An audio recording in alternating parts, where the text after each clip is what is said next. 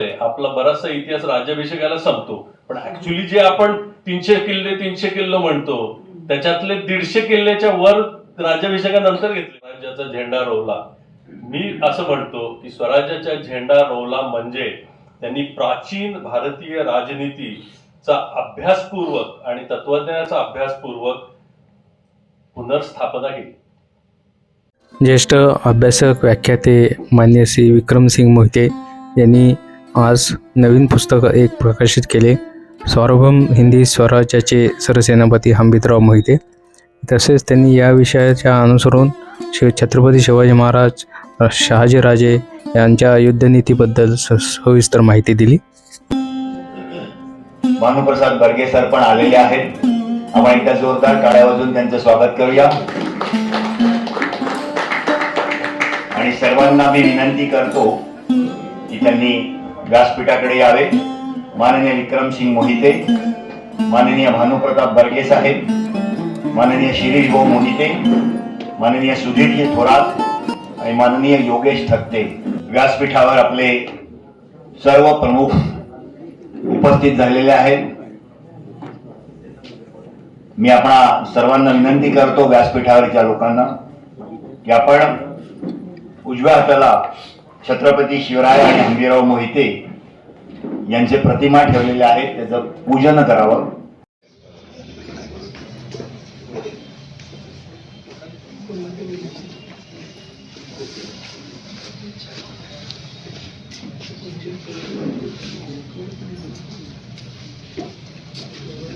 सर्व मान्यवरांच्या हस्ते प्रतिमा पूजन होत आहे. सर्व मान्यवर स्थानापन्न झालेले आहेत. आपल्या कार्यक्रमाची रूपरेषा परत एकदा आपल्याला सर्वांसाठी सांगतो.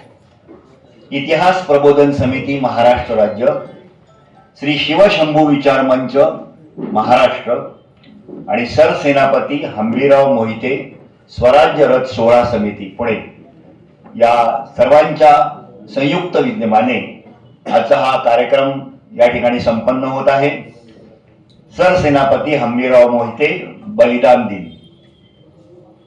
हा जो बलिदान दिनाचा कार्यक्रम आहे हा महाराष्ट्रामध्ये फक्त हंबीररावांच्या मूळ गावामध्ये साजरा होतो.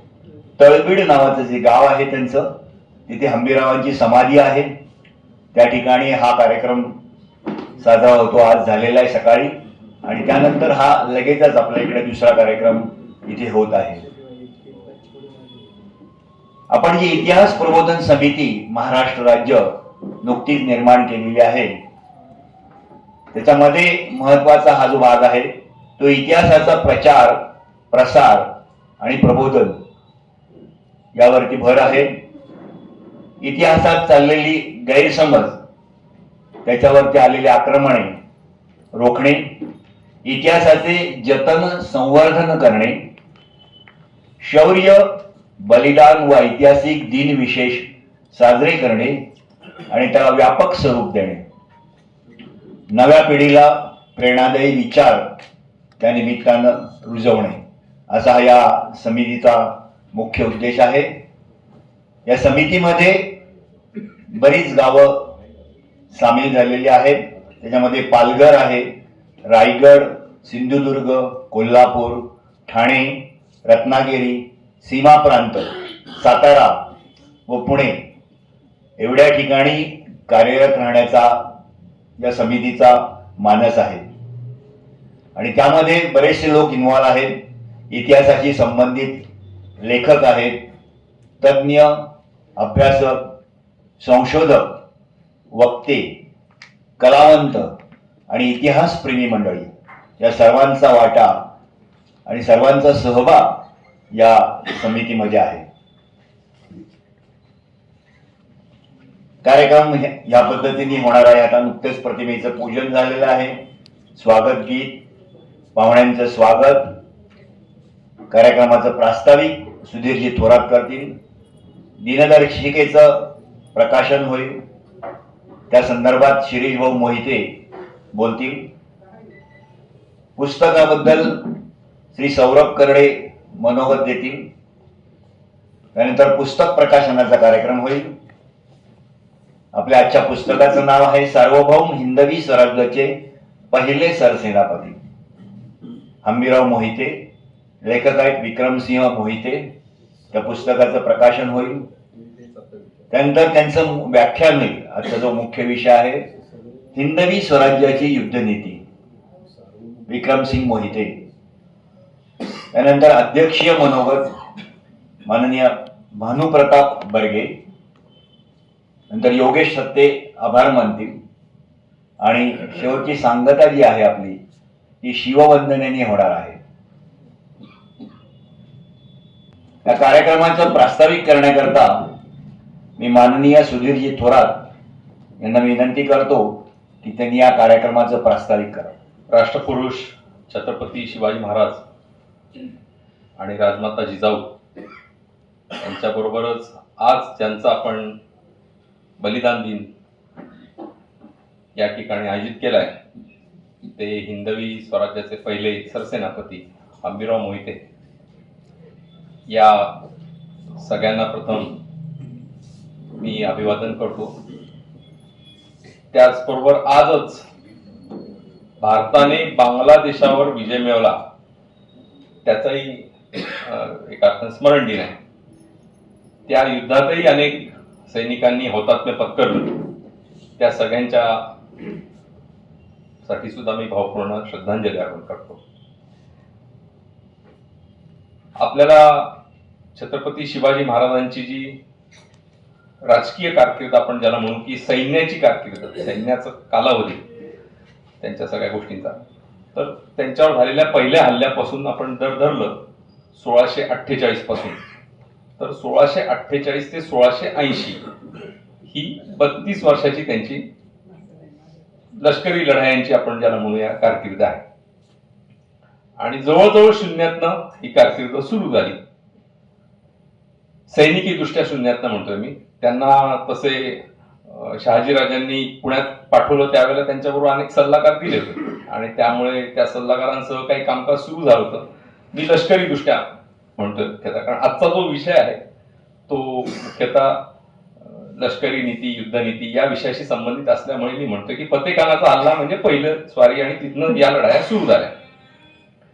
तर त्या 1648 ते 1680 या 32 वर्षाच्या काळात शिवाजी महाराजांनी जवळजवळ 1 लाखाचं घोडदळ उभं केलं, 1 लाखाचं पायदळ उभं केलं, एक प्रबळ आरमार उभं केलं, 300 लोक जाऊ शकतील, 300 टन सामान जाऊ शकेल अशा प्रकारची आरमारी जहाजं निर्माण केली. गडकोटांच्या सुरक्षेसाठी उत्तम व्यवस्था निर्माण केल्या, प्रशासकीय व्यवस्था निर्माण केल्या. आणि वास्तविक 1674 त्यांनी राज्याभिषेक केला. परंतु या राज्याभिषेकाची जेव्हा परिस्थिती आली तेव्हा त्यांनी तो राज्याभिषेक केला. त्याच्या आधीच शिवाजी महाराज अनेक निर्णय घ्यायला लागले होते आणि त्यामुळे अफजल खानाचा रागच होता ना की तुम्ही स्वतंत्र राजासारखं वर्तन करताय, तुम्ही न्यायनिवाडा करता वगैरे वगैरे. तर एक राजाच हे सगळ्या गोष्टी करू शकतो, तह करार असतील, इनामत असतील, जे काय असतील गोष्टी त्या, तर हे सगळं राजा नसतानाही तुम्ही करताय, हेच तर त्यांचं मुख्य ज्याला म्हणून आपण हरकत होती या विषयावर. आणि म्हणून खरं तेव्हाच गरज निर्माण झाली होती स्वतंत्र सार्वभौम सिंहासन निर्माण करण्याची. पण तेव्हा स्थिती नव्हती, आर्थिक दृष्ट्या नाही, लष्करी दृष्ट्या नाही. परंतु हळूहळू करत ही 1674 सालापर्यंत शिवाजी महाराजांनी प्रबळ सगळ्या व्यवस्था उभ्या केल्या आणि त्याच्यानंतरच्या 6 वर्षात त्या अजून वाढवल्या दक्षिण दिग्विजय मोहिमेत. तर या सगळ्या काळामध्ये त्यांनी जी युद्धनीती केली, वापरली, अवलंबली, त्याचा परिणाम काय झाला किंवा अनेक प्रशासकीय गोष्टी त्यांनी काय निर्माण करून ठेवल्या या संरक्षणाच्या बाबतीत, की गडकिल्ले कसे लढवायचे हे सुद्धा त्यांनी धोरणं आखून ठेवली होती. गडकिल्ल्यांच्या रक्षणासाठी पैसे राखून ठेवले होते, मुघलांशी लढण्यासाठी वेगळे पैसे राखून ठेवले होते. तर या सगळ्यातनं त्यांची ही जी युद्धनीती आणि संभाव्य सगळे पुढची आक्रमणं जी आहेत ती ओळखून त्याप्रमाणे त्यांनी जे धोरण अवलंबलं होतं त्याचा उपयोग पुढच्या काळात झाला. सगळ्यांना माहिती की प्रतापराव गुजरांचं ऐन राज्याभिषेकाच्या आधी निधन झाल्यामुळे राज्याभिषेक तोंडावर आला आणि स्वराज्याला सरसेनापतीच नाही अशी स्थिती उद्भवली.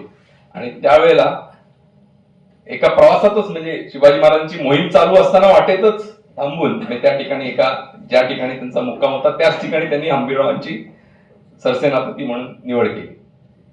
तर 1674 ते बलिदानाचा 13 वर्ष म्हणजे 1687 इथपर्यंतची हंबीररावांची जी कारकीर्द आहे त्या कारकिर्दीला त्यांनी प्रत्यक्ष शिवाजी महाराजांबरोबर काम केले. दक्षिण दिग्विजय मोहिमेत जवळजवळ 2 वर्ष, त्यातले प्रत्यक्ष महाराजांबरोबर कदाचित वर्ष 6 वर्ष असतील आणि बाकी त्यांचे स्वतःचे जे वेगळ्या मार्गाने त्यांनी आक्रमणं केली किंवा शिवाजी महाराज प्रत्यक्ष मोहिमेला निघायच्या आधी हंबीरराव निघाले होते आणि शिवाजी महाराज परत आल्यानंतर काही काळाने हंबीरराव परत स्वराज्यात आले. त्यामुळे त्यांच्या दृष्टीने तर ही दक्षिण भारताची मोहीम अजून मोठी होती. तर या सगळ्या काळात शिवाजी महाराजांना जवळून पाहून अनुभवून त्या सगळ्याचा उपयोग त्यांनी संभाजीराजांच्यासाठी केला, म्हणजे संभाजीराजांच्या कारकिर्दीच्या काळात केला अशा अर्थाने.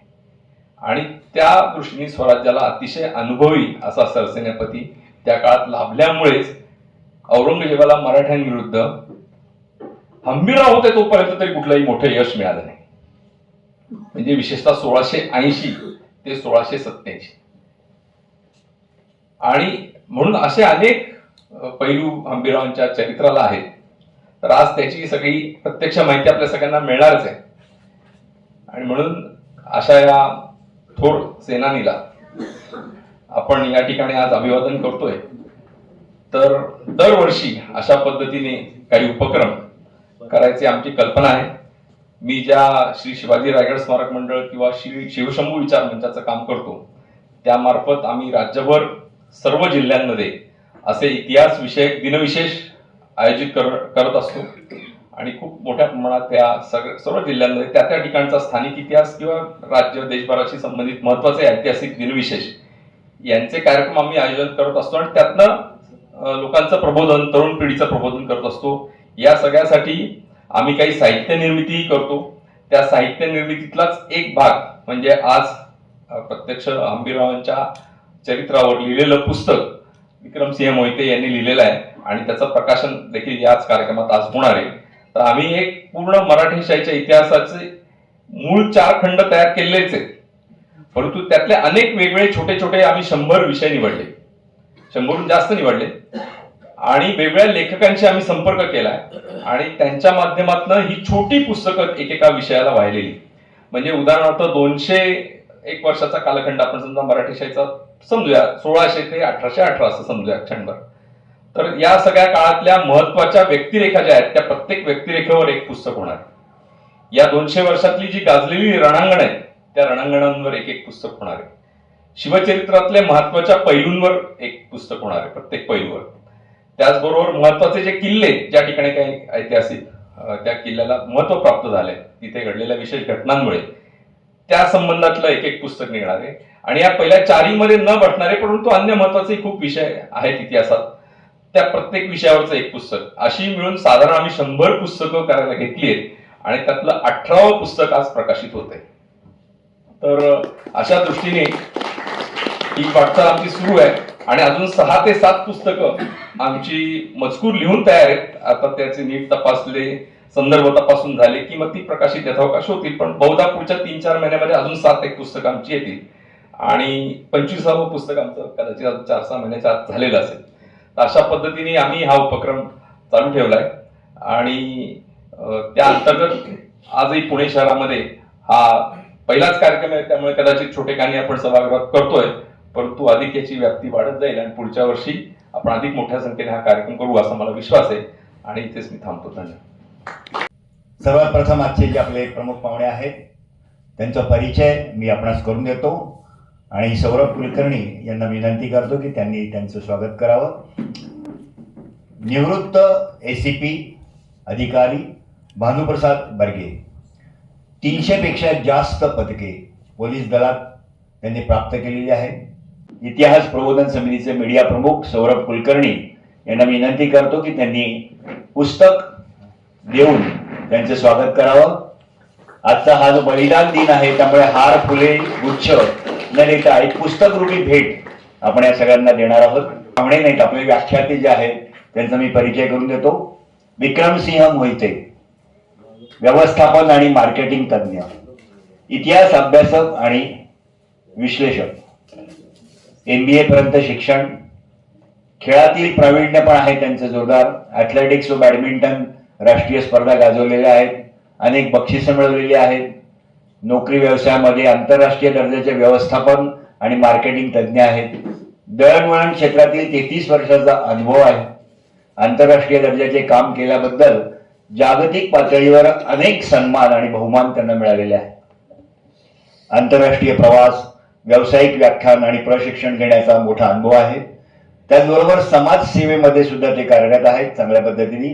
मोहिते फाउंडेशनचे ते संस्थापक अध्यक्ष आहेत. या अंतर्गत ग्रामीण भागातील मुलं मुलींसाठी शिक्षण, व्यावसायिक मार्गदर्शन, वाचनालय, खेळ आणि NCC यावर काम आहे. मॉडेल कॉलनी परिसरात सुधारणा समितीमध्ये ते अध्यक्ष आहेत. त्याच्यामध्ये घनकचरा व्यवस्थापन, योग आणि आरोग्य, सांस्कृतिक कार्यक्रम, शहरीकरण अशा विषयावर ते काम करतात. इतिहासाशी संबंधित असलेल्या बऱ्याचशा गोष्टी आहेत त्यांच्यात. भांडारकर प्राच्य विद्या मंदिर तसेच भारत इतिहास संशोधक मंडळ याचे ते आजीव सदस्य आहेत आणि सध्या संशोधनात पण काम करतात. प्राचीन भारतीय राजनीती आणि शिक्षण हा विषय घेऊन संशोधनावर आधारित पुस्तक लिहिण्याचे काम सध्या त्यांचं चालू आहे. इतिहास विषयक व्याख्याने बऱ्याच ठिकाणी त्यांनी व्याख्याने दिलेली आहेत. त्यामध्ये प्रसिद्ध म्हणजे वसंत व्याख्यानमाला, पुणे विद्यापीठ, इतिहास संशोधक मंडळ, श्रीशैलम पुणे, नाशिक, चिंचवड, कोल्हापूर, नांदेड अशी बरीच यादी आहे. त्याच्यामध्ये या ऐतिहासिक विषयावर त्यांनी सर्व ठिकाणी व्याख्यान दिले आहे. मराठा लाईफ इन्फंट्री बेळगाव येथे मराठा लष्करी इतिहास प्रदर्शनीय स्थापना त्यांनी केलेली आहे आणि माननीय राष्ट्रपती रामनाथ कोविंद यांच्यातर्फे मराठा इतिहास विषय इंग्रजीचे पुस्तकाचे इंग्रजी भाषांतर केल्याबद्दल त्यांचा दिल्लीत मोठा सत्कार झालेला आहे. लेखक आहेत स्वतः शास्त्रतेज नावाचं पुस्तक सरसेनापती हंबीरराव मोजे आणि आता आपण आज ज्याचं उद्घाटन करणार आहोत सार्वभौम हिंदवी स्वराज्याचे पहिले सरसेनापती हंबीरराव मोहिते हे पुस्तक पण त्यांनीच लिहिलंय. आपले अनिश परदेशी आपले पर्यावरण तज्ज्ञ आहेत समितीचे, तर त्यांना मी विनंती करतो की त्यांनी पुस्तक रूपी भेट देऊन त्यांचं स्वागत करावं.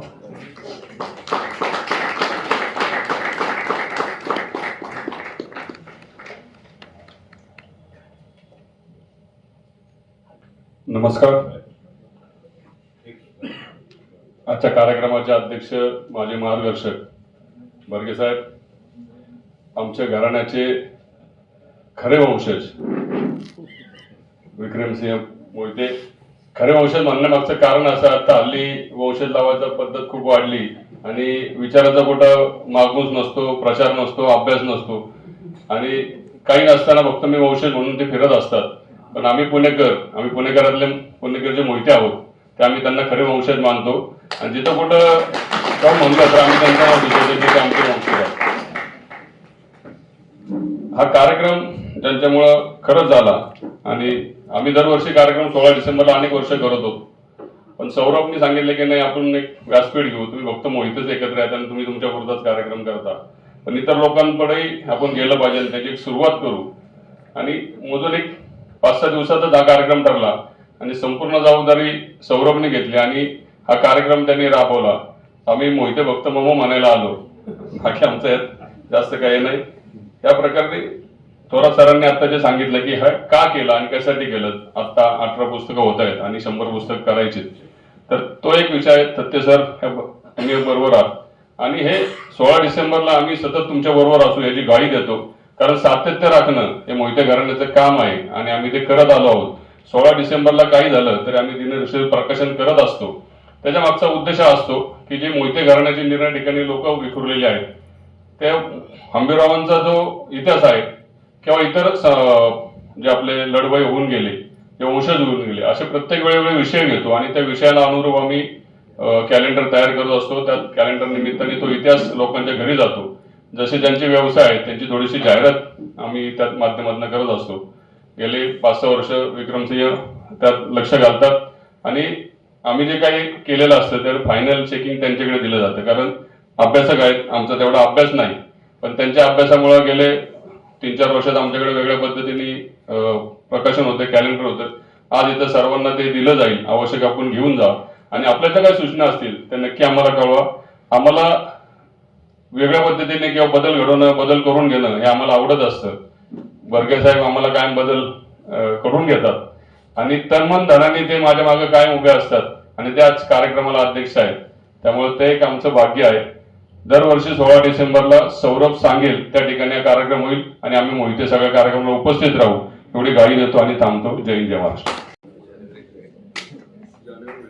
आपण एकदा जोरदार टाळ्या वाजवूया प्रकाशनासाठी.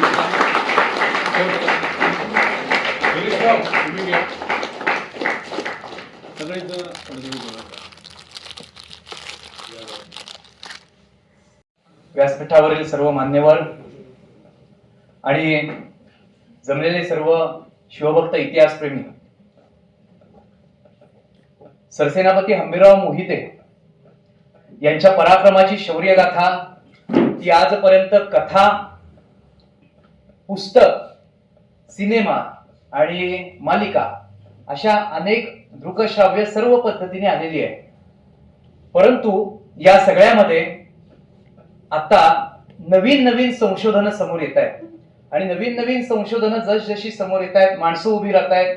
हंबीररावांच्या सारख्या प्रचंड पराक्रमी सेनापतींवरती लिखाण करतायत. विचार डावा असो, उजवा असो, मधला असो, कुठलाही असो, पण वीर पुरुषावर लिखाण करणं आणि होणं हे अत्यंत महत्वाचं असतं आणि ते सुद्धा विक्रमसिंहांसारख्या लेखकांनी केलं तर त्याच्यावर अधिकृततेची एक मोहर उठते, लक्षात ठेवा. आणि म्हणून सरसेनापती हंबीरराव मोहित्यांवर माझी कादंबरी आहे. खरं तर स्वतःचं पुस्तक असलेल्या विषयावरचा लेखक दुसऱ्याच्या पुस्तकाचं त्याच विषयावरचं कौतुक करणारा तुम्हाला कुठं सापडणार नाही. परंतु आम्ही सर्वजण विक्रमसिंहांच्या मार्गदर्शनाखाली आणि आदरणीय शिरूभाऊंच्या या सगळ्या सामाजिक, मला काय मोहिते कुटुंबाचा हेवा वाटतं. म्हणजे हे दोघंच असं नाही, तुम्ही पण बसलेले आहात. कारण नाही म्हटलं तरी 2017 पासून माझा मोहिते परिवाराशी बराच संबंध आलेला आहे. सिनेमा असेल, त्या दिग्दर्शिकेचं पण, ह्या दिनदर्शिकेचं पण काम मी 2-3दा दिलेलं आहे मला वाटतं. पण तेव्हापासून आतापर्यंत मी हंबीररावांच्या आयुष्यामधले जे जे काही काल त्यांचा पाहिलेला आहे, त्यांच्या कालातीत असलेल्या त्या सगळ्या प्रचंड पराक्रम आणि त्याच्या त्या घटना, त्याच्यामध्ये विक्रमसिंहांनी मात्र मला मागच्या 5 वर्षात अत्यंत नवीन नवीन कोनातून वेगवेगळ्या पद्धतीनं संशोधनातनं पुढे आलेला इतिहासाचा ठेवा हा उलगडून सांगितला. तो रायगडावरही सांगितला. आम्ही रायगड एकत्र फिरलोय. हंबीररावांच्या वाड्यात आम्ही एकत्र गेलेलो होतो. त्यांच्या घरात मी त्यांचे वडील ज्यावेळी होते मंडळामध्ये, त्यांच्या हाताखाली त्या ठिकाणी काम केलेलं आहे. परंतु हे जे पुस्तक आहे, हे पुस्तक सार्वभौम हिंदवी स्वराज्याचे पहिले सरसेनापती हंबीरराव मोहिते आमच्या रायगड मंडळानं केलंय. मी तुम्हाला सांगतो, मी स्वतः 8 पुस्तकांचा लेखक आहे. परंतु हे पुस्तक वाचल्यानंतर, वाचलं म्हणजे प्रकाशन आता होईल, परंतु आमची चर्चा जी होत असते, तुम्हाला हंबीररावांविषयी प्रत्येकाला स्टेजवर उभं राहून व्याख्यान करता येईल अशा पद्धतीचं ते पुस्तक इतकं इन्फॉर्मेटिव्ह त्यांनी केलंय. आणि मी खरं तर इतिहासाचा अभ्यासक वगैरे नंतर, पण मी आधी चित्रकलेचा विद्यार्थी आहे. मला आवडलं त्याचं मुखपृष्ठ. बर्गे साहेब, मी तुम्हाला सांगतो, तुम्ही योद्धा, इथं बसलेले सगळेच योद्धे आहेत तसं पाहायचं झालं तर, पण काळानुरूप प्रत्येकाने जरा सज्जनतेची पांघरून त्या ठिकाणी पांघरलेलं आहे.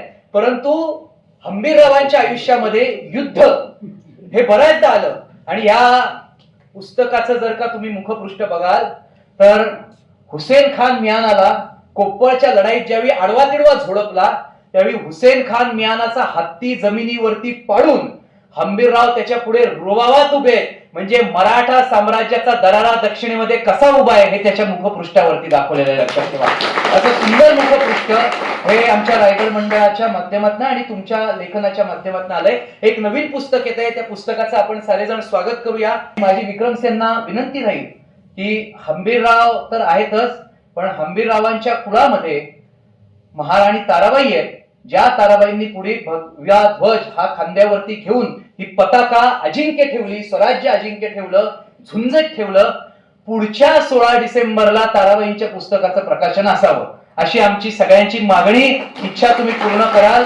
तुमचं कामही चालू असेल, परंतु व्यासपीठावर बोलणं महत्वाचं असतं, कारण ते इतिहासाच्या बाबतीत मानलं जातं. आणि मला एक कायम चांगलं माहिती आहे, इतिहास हा कुणाच्या खांद्यावर नाचून नाही, तर तो प्रत्यक्ष अभ्यासक्रमामध्ये त्या कागदपत्रांमध्ये बसून जास्त समजला जातो. आणि त्याचं काम ही सगळी मंडळी करतायत. इतिहास प्रबोधन समिती सुद्धा त्याचंच काम करते. त्यामुळे आजच्या दिवशी हंबीररावांचं रक्त सांडलं, पण त्या सांडलेल्या रक्तातनं प्रेरणा घेऊन आपली पिढी ही पुढे जाते. आणि त्याच्यामध्ये हे नवीन पुस्तक येत आहे. इथून पुढं या पुस्तक प्रकाशनाचा कार्यक्रम असेल. आपण सारेजण त्या पुस्तकाचं स्वागत करूया. इथेच थांबतो. जय हिंद, जय महाराष्ट्र, वंदे मातरम. आपण पुस्तकाचं प्रकाशन करण्याची सर्वांना विनंती करूया. पुस्तकाचं नाव आहे सार्वभौम हिंदवी स्वराज्याचे पहिले सरसेनापती, हंबीरराव मोहिते, लेखक विक्रमसिंह मोहिते. पुस्तकाचं प्रकाशन चालू आहे. आपण सर्वांनी पुस्तक घेतलेलं आहे.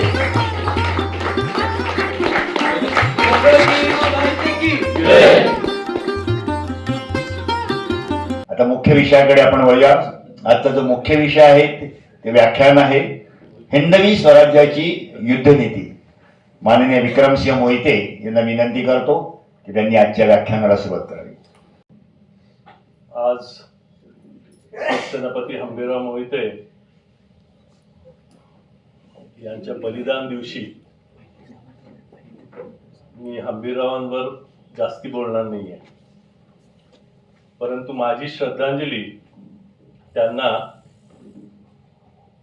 त्यांनी शिवाजी महाराजांना युद्धनीतीचा अवलंबन करण्यासाठी आणि ती अंमलात आणण्यासाठी जे कार्य केलंय त्याची माहिती देऊन त्यांना आपण आज श्रद्धांजली अर्पण करूया. कारण तीच त्यांच्यासाठी खरी योग्य पावती राहील त्यांच्या सगळ्यांच्या कामाची. आणि त्याच्यामध्ये इतर पण सगळे सरदार येतात. आणि हा अतिशय मौल्यवान असा आपला इतिहासाचा ऐतिहासिक ठेवा आहे. आजचे कार्यक्रमाचे अध्यक्ष बर्गे साहेब, रायगड स्मारक मंडळाचे थोरात साहेब, थत्ते साहेब, शिरीष भाऊ आणि सौरभ करडे, या सर्वांना वंदन. समोर इतिहासप्रेमी माझे मित्र, सहकारी आणि इतिहास अभ्यासक सुद्धा आलेले आहेत. त्यामुळे मला आपल्या समोर बोलायला खूप आनंद होत आहे. आणि हा विषय सुद्धा माझ्या खूप आवडीचा आहे. तर हिंदवी स्वराज्याची युद्धनीती. कसं असतं की आपल्याला अनेक लढायांचं वर्णन माहिती आहे, आपल्याला अनेक लढायांच्या बद्दल माहिती आहे. त्याच्यातले सरदार कोण कामी आले, कोण यशस्वी झाले, परत आले, त्यांना पुढची कामगिरी मिळाली, हे आपल्याला सगळं माहिती आहे. पण या सर्व आणि त्याच्यानेच आपलं स्वराज्य, हिंदवी स्वराज्य उभं राहिलं आणि अलौकिक कर्तृत्व करून दाखवलं. परंतु त्या सगळ्याच्या पाठीमागे ह्या सगळ्यांना गुंफणारं जे एक तत्व किंवा जी एक नीती होती, ती छत्रपती शिवाजी महाराजांची युद्धनीती ही एकदा समजली की खूप काही आपल्याला आपलाच इतिहास पुन्हा एकदा वेगळ्या नजरेतनं बघता येईल असा माझा प्रत्यक्ष अनुभव आहे. आणि तो आपण सगळ्यांनी घ्यावा या दृष्टिकोनातनं मी आज आपल्यासमोर उभा आहे. स्वराज्य तर स्थापन झालं, परंतु स्वराज्य स्थापन झाल्याच्या पाठीमागची जी पार्श्वभूमी होती ती बऱ्याच प्रमाणात आपल्याला बऱ्याच माहिती आहे. तर त्याच्यामध्ये दोन महत्वाचे आस्पेक्ट होते. एक म्हणजे परकीय आक्रमण आणि त्यांची अपारंपरिक युद्ध पद्धती.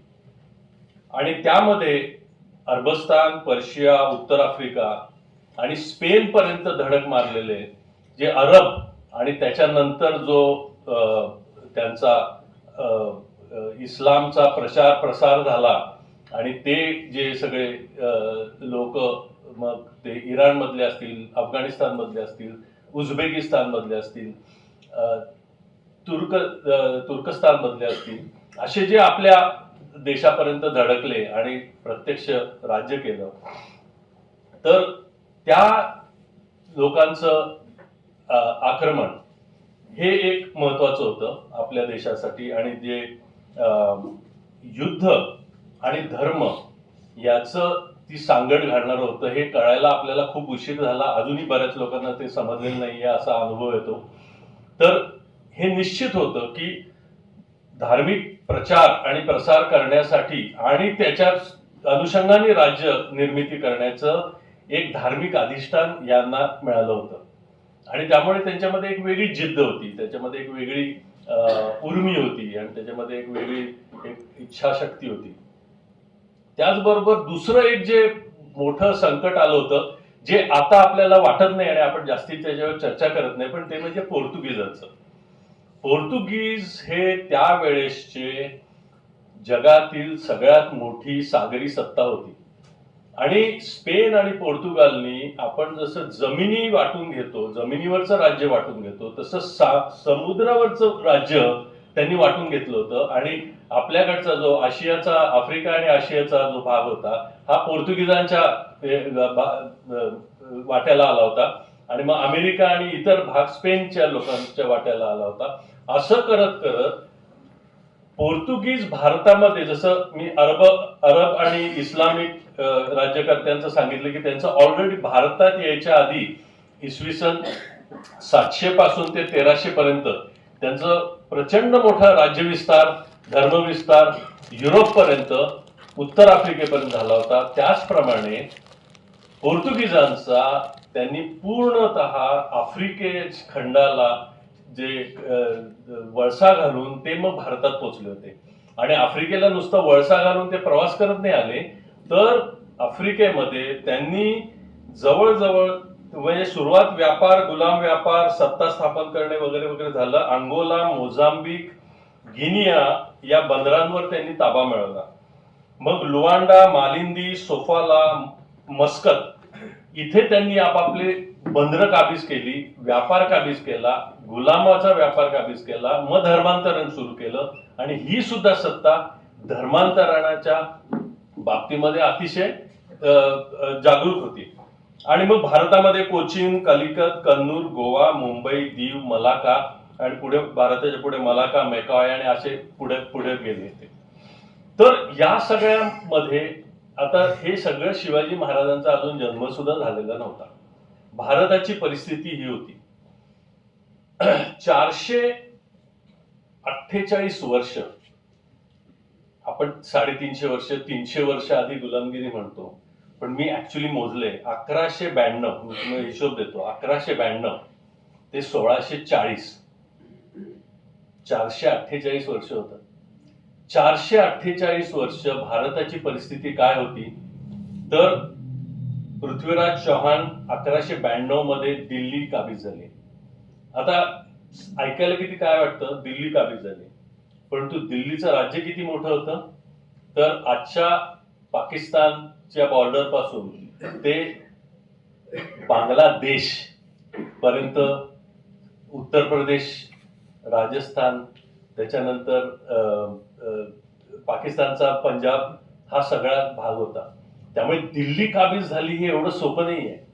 दिल्ली काबीज झाली म्हणजे कम्प्लीट उत्तर भारताचा जो बेल्ट आहे आपला, तो गंगा यमुनाचा प्रदेश संपूर्णपणे सल्तनत ज्या आल्या त्यांच्या ताब्यात गेला. किती सुलतान झाले असतील लोक, 15 मुख्य सुलतान झाले, आणि त्यांनी भारतामध्ये धुडगूस घातला. धुडगूस म्हणजे काय, त्याला अर्थच नाही. त्याच्यानंतर 1301 मध्ये हमीरदेव चौहान, पृथ्वीराजाचा 6वा वंशज, रणथंबोर गेलं. चित्तोडचं सिसोदिया राज्य 1303 मध्ये. महालका देवा परमार, आपल्याला हे इतिहासात आपण वाचलंच नाहीये, पण 1305 मध्ये परमारांचं मध्य प्रदेश मधलं राज्य गेलं. कर्नाटकातलं उत्तर होयसाळा 1311. आणि हे तुम्ही डोळ्यासमोर आणा म्हणजे तुम्हाला कळेल भारत कसा खाली खाली जात गेलाय. यादवांचं 1313 देवगिरी. त्याच्यानंतर काकतीय, आपले चर्चेत काकतीय हा प्रकारच नसतो, ऍटलिस्ट पुण्यात, महाराष्ट्रात तरी. 1323 मध्ये प्रताप रुद्रा काकतीय गेलं. उद्यान देव काश्मीर 1339 मध्ये गेलं. 1565 मध्ये विजयनगर रामरायाचं राज्य केलं आणि 1568 मध्ये मुकुंदेवा उत्कल म्हणजे कलिंग ओडिसाचं राज्य केलं. आता ह्याच्यामध्ये जी राज्यव्यवस्था निर्माण झाली सगळी, मग त्याच्यामध्ये त्यांच्यामध्ये पण हे जे परकीय इस्लामी आक्रमक होते त्यांच्यामध्ये पण भांडणं भरपूर झाली, त्यांच्यामध्ये पण उलथापालथी झाली. जसं मी आता बोललो 15 सुलतान झाले, वेगवेगळ्या डायनेस्टी झाल्या, त्यांच्यामध्ये पण बरीच मारामारी झाली. परंतु या सगळ्याचा परिपाक काय झाला तर भारत गुलामगिरीच्या खाईमध्ये इतका रुतत गेला की एक ते इंग्लिशमध्ये म्हणतात की न्यू नॉर्मल, की हे आता ऍक्सेप्ट झालं की आता हेच राज्य करणार, त्यांच्यात कोण बादशाह बसणार, त्यांच्यात कोण सुलतान बसणार, ह्याच्यामध्ये आपण धन्यता मानायची की त्या सुलतानाने आपल्याला नोकरीस ठेवावं किंवा आपल्याला काहीतरी उपकार करावे. तर अशा परिस्थितीमध्ये जेव्हा शिवाजी महाराजांच्या आधी शहाजी महाराजांचा जन्म झाला आणि शहाजी महाराजांच्या काळामध्ये जेव्हा परिस्थिती होती तेव्हा ते सुद्धा ह्या सगळ्या व्यवस्थेचे एक अविभाज्य घटक होते. आपल्याला माहिती आहे निजामशाहीमध्ये ते होते, नंतर थोडे काळ मोगलांकडे, मग आदिलशाहीमध्ये ते स्थापन झाले. म्हणजे ह्या सर्व व्यवस्थेचे एक भाग होते. परंतु जर का मग स्वराज्य स्थापन करायचं असेल तर युद्धाशिवाय पर्याय नव्हता. आणि युद्धाशिवाय पर्याय नसेल तर मदत मागायची कोणाला?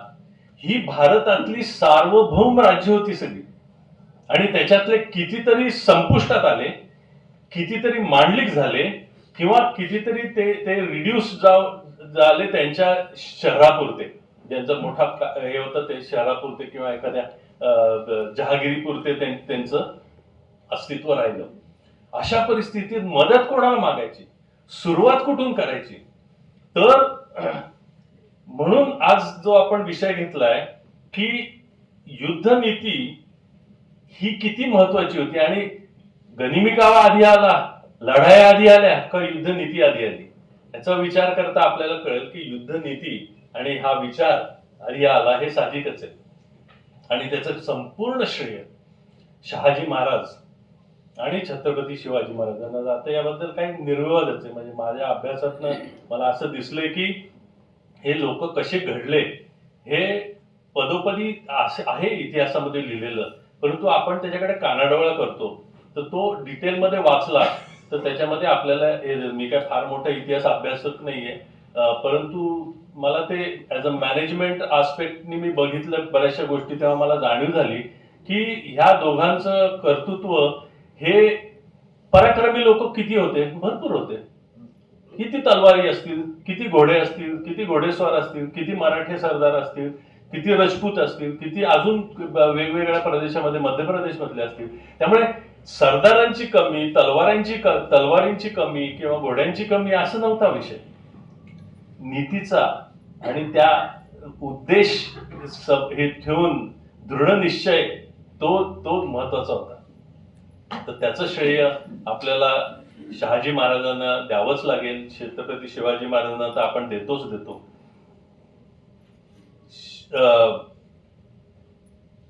तर ह्याची सुरुवात कुठून झाली, त्यांनी काय केलं असेल? मी कधी म्हणतात ना to be in their shoes, तर त्याची सुरुवात कशी झाली असा मी विचार केला. तेव्हा माझ्या लक्षात आलं की छत्रपती शिवाजी महाराजांनी जे आता आपल्या समोर आलं, पण तो विचार आधीपासूनच असणार.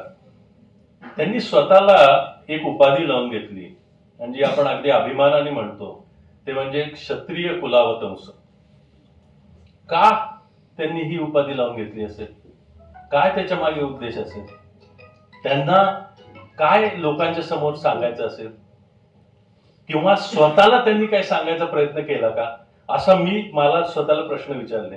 तेव्हा मला त्याची उत्तर मिळाली की क्षत्रिय म्हणजे कोण, तर क्षत्रिय हा त्यांनी स्वतःचा धर्म म्हणून ऍक्सेप्ट केला. आणि मग आपल्याला माहिती आहे की त्यांनी महाभारतातल्या कथा ऐकल्या, रामायणातल्या कथा ऐकल्या आणि श्रुती स्मृती वगैरे वगैरे वाचलं. माझ्या मते शिवाजी महाराजांनी, शहाजी महाराजांनी, संभाजी महाराजांनी, मग त्याच्यात हंबीरराव मोहिते पण आले, इतर पण अनेक गोष्टी आले. ह्या लोकांनी हे सगळं कोळून पेलेले होते. आणि त्यामुळे त्यांचा दृढनिश्चय जो झाला होता तो त्यांच्या अभ्यासावर झालेला होता. त्यांच्या ते समजून घेऊन पूर्णतया आत्मसात केल्यामुळे त्यांचं जे कन्व्हिक्शन होतं, त्यांचा जो निश्चय होता तो इतका दृढ झाला होता की त्याच्यापासून ते क्षणभरही विचलित झाले नाही आणि विचार सुद्धा आला नाही. तर तुमच्या राज्यातलं, तुमच्या स्वराज्यातल्या, तुमच्या तेव्हा स्वराज्य नव्हतं, तुमच्या देशातल्या, मातृभूमीतल्या स्वतःच्या आप्तस्वकीयांचं आणि भूतमात्रांचं रक्षण करणे हे क्षत्रियाचं प्रथम कर्तव्य आहे. हे त्यांनी वाचलं असणार, ह्याची मी तुम्हाला खात्री देतो. कारण मी हे जे जे आता 3 श्लोक किंवा 3 रेफरन्सेस देणार आहे हे शिवाजी महाराजांच्या संग्रही असलेल्या ग्रंथातून घेतलेलं आहे. आणि ते जर का ग्रंथ त्यांनी वाचले असतील तर मग त्यांनी हे वाचलेच असणार. आणि मग त्याच्यातनं तुम्ही ठरवा. आणि अशी भरपूर आहेत, म्हणजे 801 श्लोक आणि तत्व हे तर संभाजी महाराजांनी बुधभूषण मध्ये लिहिलेलंच आहे. पण त्याच्याही पेक्षा खूप मोठी ग्रंथ आहेत, 33 ग्रंथांची यादी आहे. तर त्या ग्रंथामध्ये पहिलं लिहिलंय रक्षणम सर्वभूतानामिति क्षात्रम परम मतम, म्हणजे मी आता जो सांगितलं ते. दुसरं, शत्रूचा, मी आधी मराठी सांगतो मग संस्कृतला सांगतो. शत्रूचा वध न करणाऱ्या राजाला या लोकी कीर्ती लाभत नाही, नसते, त्याची प्रजाही सुरक्षित राहत नाही. तेच झालं. त्यावेळेसच्या क्षत्रिय लोकांनी आपलं कर्तव्यामध्ये कसूर केली हे मी तुम्हाला सांगतो. कारण त्यामुळेच आपली ही परिस्थिती झाली होती. ते त्यांना कळलं की सेल्फ इव्हॅल्युएशन त्यांनी केलं असेल की आपण ह्या परिस्थितीत का आलो. तर नाही पश्चामी जिवंत लोके कच्चिदम हिंसया, की तुम्ही जर का नाही केलं तर तुमचे लोक पण सफर होतील. शत्रूच्या मर्मस्थानावर घाव घातल्याशिवाय, भयंकर पराक्रम गाजवल्याशिवाय राज्यलक्ष्मीचा लाभ होत नाही. पुन्हा युद्धाशिवाय पर्याय नाही. सत्वई सत्वा ही जिवंती, दुर्बलई बलवंत राहा. तर आपल्याला शत्रूच्या मर्मस्थानावर घाव घालायचा. त्याच्यानंतर ते म्हणतात जीवाच्या आशेने, नाही पण मला काही झालं तर, माझं प्राण गेला तर, जीवाच्या आशेने जो क्षत्रिय पराक्रम करण्याचे टाळतो व यथाशक्ती तेज प्रकट करत नाही तो चोर आहे. चोर म्हणजे काय, तर स्वतःच्या कर्तव्यात कसूर केला म्हणून चोर. यो हि तेजो यथाशक्ती न दर्शती विक्रमात, क्षत्रियो जीविताकांक्षी स्तेन इत्येव तम विदु. तर ही राजनीती आपली, हे आपल्याकडे लिहून ठेवलेलं आहे. नुसते पूजा अर्चा वगैरे आपल्या ग्रंथांमध्ये नाहीये, एवढं अग्रेसिव्ह लिहिलेलं आहे. आणि सगळ्यात महत्वाचं म्हणजे त्यांनी क्षत्रिय हा आपला धर्म समजल्यामुळे स्वधर्मे निधनम श्रेया परधर्म भयावा, हे पण त्यांना पटलेलं असेल की असंही मारायचंय तसंही मारायचंय. तर मग आपला धर्माला जागून आपण का नाही पराक्रम गाजवा, आपण का नाही मग प्राणाची आहुती द्यावी देशासाठी, लोकांसाठी आणि भूतमात्रांसाठी. हे सांगण्याचा उद्देश या युद्धनीतीचे तत्वज्ञान आपल्याला एकत्रित चर्चा करता यावं आणि समजावं यासाठी आहे. संभाजी महाराजांनी शहाजी महाराजांचं वर्णन केलंय. त्याच्यामध्ये मुख्य मला जे आजच्या व्याख्यानासाठी रिलेव्हंट वाटलं ते म्हणजे शहाजी महाराज राजनीती शास्त्रात आणि अर्थशास्त्रात पारंगत होते. आणि हा सगळा विषय, अर्थशास्त्र म्हणजे फक्त पैसा नाही, राज्यव्यवहार, राज्यकारभार, राज्यव्यवस्था कशी ठेवायची, हे आपल्या भारतातलं जे अर्थशास्त्राचा जो विषय आहे, म्हणजे कौटिल्य अर्थशास्त्र आपलं आपण जे ऐकून आहे त्याच्यामधले हे विषय. त्यामुळे अर्थशास्त्र हे फक्त पैशा रिलेटेड किंवा धन संपत्ती रिलेटेड नाहीये. ते आहेच त्याच्यामध्ये, ते महत्वाचं आहे. परंतु ते तर शहाजी महाराज ते एक्सपर्ट होते आणि ते पारंगत होते. आज आपण MA झालं की पारंगत म्हणतो, विद्या पारंगत वगैरे वगैरे. तर हिंदवी स्वराज्याचे आणि तत्वज्ञान आणि अंमलबजावणी ही पूर्णतः भारतीय होती. आणि त्याचे जनक शहाजी महाराज होते. आणि ते कशाच्या जोरावर? तर ह्या सगळ्या ग्रंथांच्या आणि या सगळ्या तत्वांच्या जोरावर. आणि त्यांनी नुसतं ब्लाइंडली ऍक्सेप्ट नाही केले, कारण ती तत्व त्यांच्यासाठी सुद्धा प्राचीन होती. हे समजणं फार जरुरी आहे. आज आपण जर का बघितलं तर शिवाजी महाराज आता 350-400 वर्षापूर्वी येऊन गेले, पण शिवाजी महाराजांनी शहाजी महाराजांनी ही जी तत्व अवलंबली ती त्यांच्या आधी कमीत कमी 1000-1500 वर्षापूर्वीची होती. म्हणजे ती तत्व किती महत्वाची होती. आणि ह्याच्यावर एक वेगळं व्याख्यान आपलं होईल, एवढा त्याच्यामध्ये चर्चेचा विषय. इनफॅक्ट वसंत व्याख्यानमालेमध्ये मी त्या विषयावर बोललो होतो. तर एनिवे, तर आपला विषय आहे. आणि ही तत्व, हे शिक्षण, राजनीती हे शहाजी महाराजांनी स्वतः शिवाजी महाराजांना आत्मसात करण्यासाठी शिकवलेलं होतं. वयाच्या 12व्या वर्षापर्यंत शिवाजी महाराज शहाजी महाराजांच्या संगतीमध्ये, साथीमध्ये एकत्र राहत होते. हा फार मोठा अभ्यासपूर्वक मी सांगतोय. शिवाजी महाराज 12व्या वर्षापर्यंत प्रत्यक्ष शहाजी महाराजांच्या नजरेखाली, निगराणीखाली आणि शिक्षणाच्या मार्गदर्शनाखाली होते. आणि हे सगळं शिक्षण त्यांचं 16व्या वर्षापर्यंत चालत असणार. त्यांच्यासाठी शिक्षक दिले गेले, त्यांच्यासाठी मार्गदर्शक ग्रंथ, हे ग्रंथाची 33 ग्रंथांची यादी शिवाजी महाराजांच्या वाड्यातली ग्रंथांची समकालीन यादी आहे, जी मी आता विस्तार सांगत नाहीये. तर हे त्यांनी शिवाजी महाराजांना शिकवलं, व्यंकोजी राजांना शिकवलं, थोरले संभाजी महाराजांना शिकवलं, त्यांचे इतर जे पुत्र होते त्यांना सुद्धा शिकवलं, कारण ते सगळे विद्वान होते. भोसले मंडळी आणि भोसले घराणं या विषयावर मी 2 तास बोलू शकेन. एवढं प्रचंड त्यांचं कर्तृत्व आहे आणि कार्य आहे, आणि ते आपण घेतलंच पाहिजे आपल्या नजरेत. तर ही युद्धनीती, अजून लढाई तलवार घेतलेलीच नाही हातात, गहन विचार आणि अभ्यास पूर्वक हे झालेलं होतं.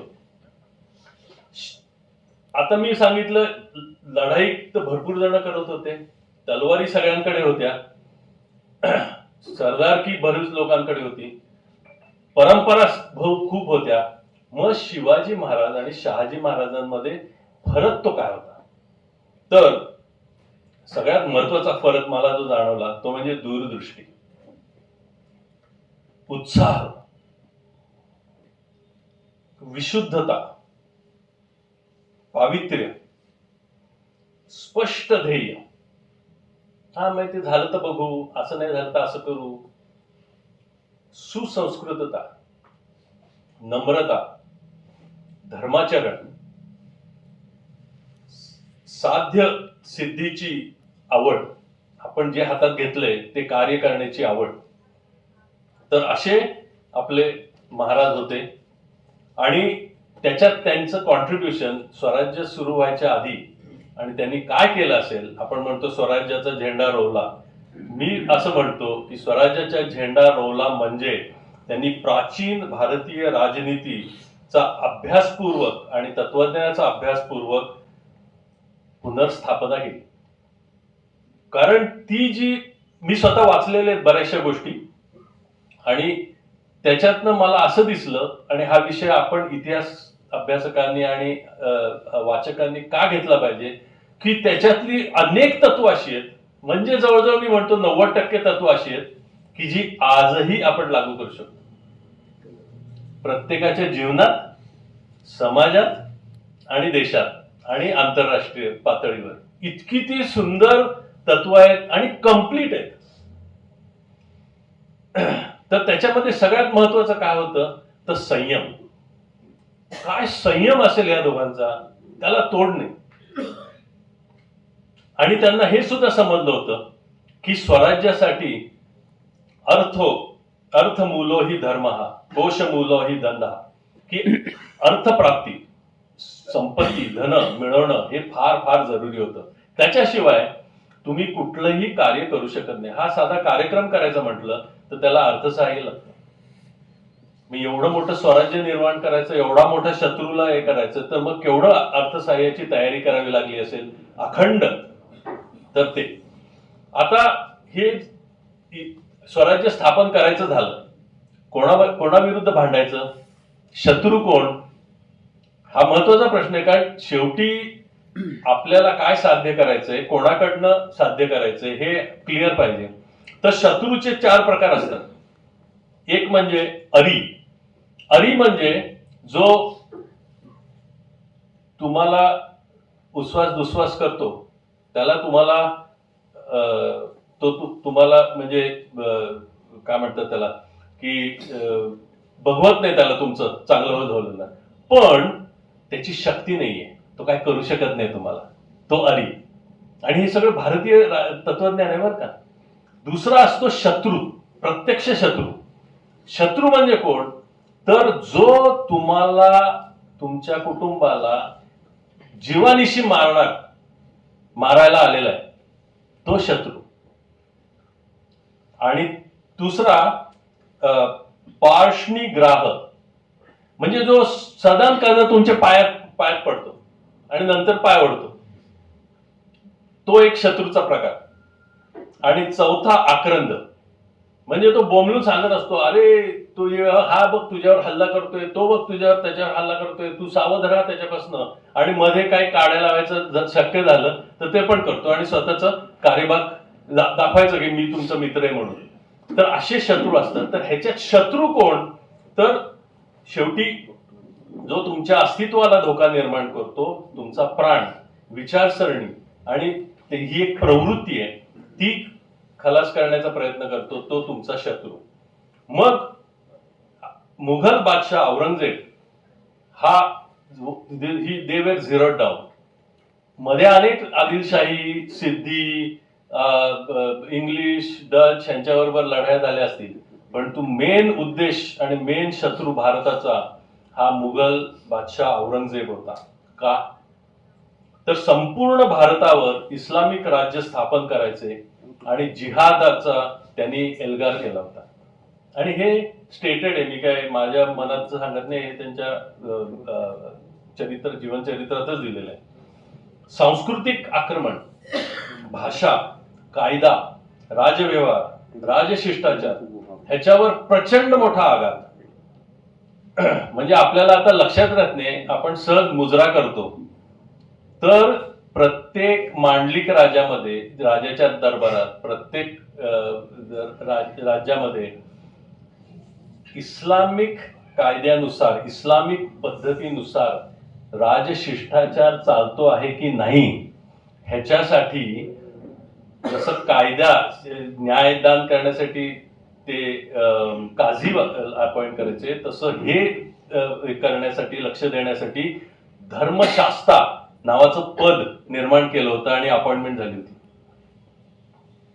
विचारसरणी म्हणजे धर्मांतरण करणे, मंदिरे नष्ट करणे, हे तर आपल्याला माहितीच आहे, तर ते तर चालूच होतं. आणि सगळ्यात महत्वाचं म्हणजे शिवाजी महाराजांचं हिंदवी स्वराज्य पूर्णतः नेस्तनाबूत करून संपवणे हा त्याचा उद्देश होता. आणि त्यांनी तसा आग्रा भेटीमध्ये शिवाजी महाराजांना पकडून मारण्याचा प्रयत्न केला, हे आपल्याला सगळ्यांना माहितीच आहे.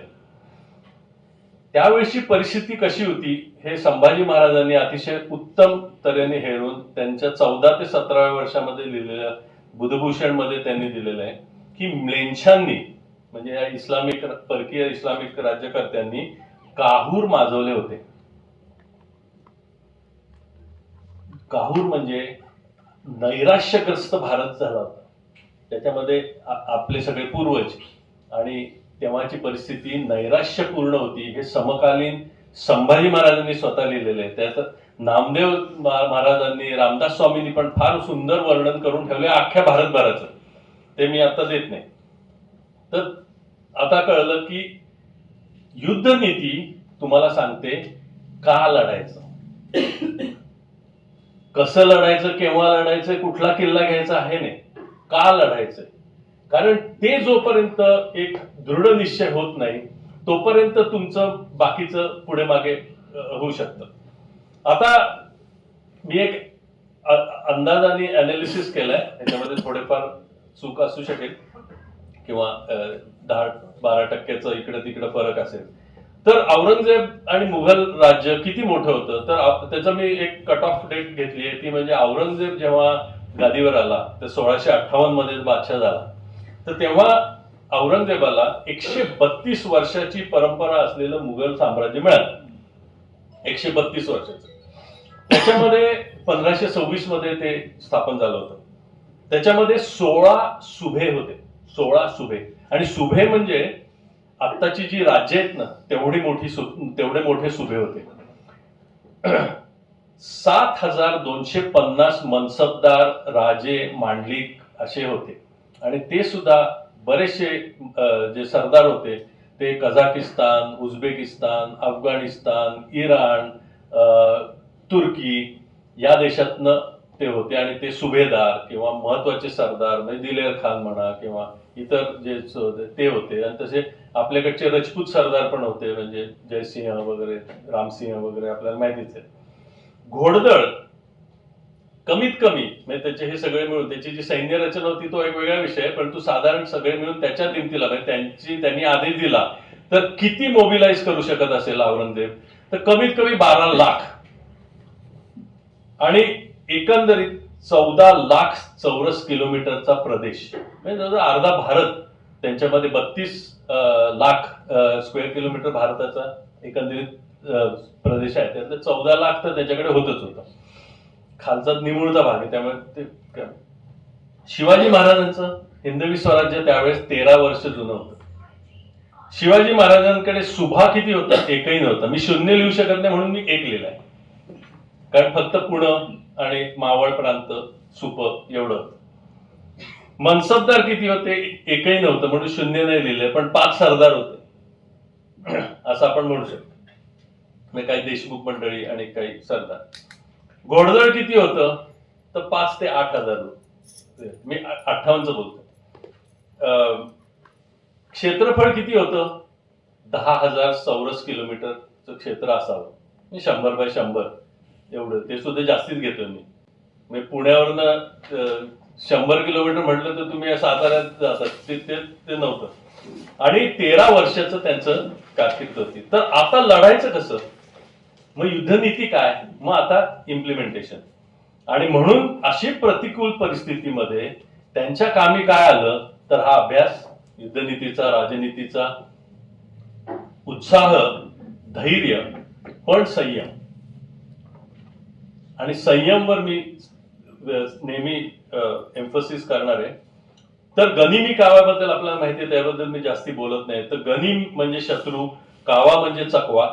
आणि युक्तीने, संख्येने शक्तिमान असणाऱ्या शत्रूला कमीत कमी सैन्याच्या जोरावर संपूर्ण पराभूत करणे म्हणजे गनिमी कावा.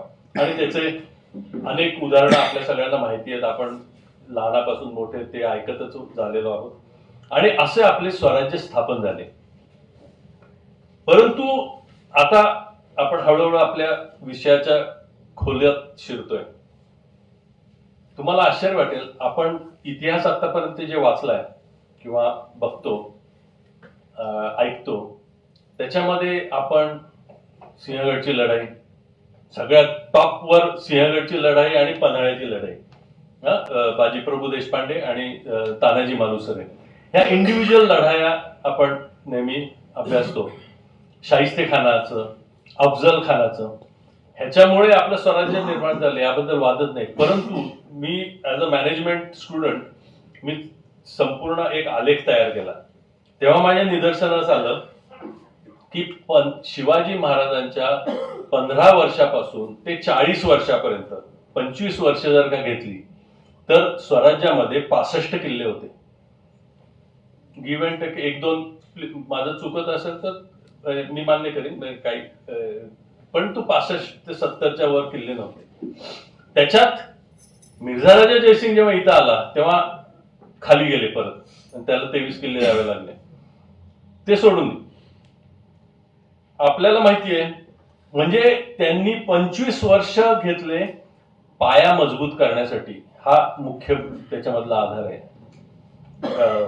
त्याच्यानंतर 1665 ते 70 यामध्ये आग्रा भेट झाली, हा तह झाला जयसिंगाबरोबर, आणि तरी परत आल्यानंतर त्यांनी औरंगजेबाची माफी मागितली. सॉरी, तुम्हाला न सांगता मी परत आलो, त्याबद्दल माफ करा. आणि ते कारण त्यांना शांतता हवी होती आणि त्यांनी ते प्रत्यक्ष डोळ्यांनी बघितलं की ह्यांना जर का हे आपला शत्रू आहे आणि ह्याला जर का तोंड द्यायचं असेल तर काय करायला पाहिजे. त्यामुळे त्यांना शांतता हवी होती, त्यांना वेळ पाहिजे होता आणि म्हणूनसाठी पुन्हा एकदा संयम त्यांनी ठेवला.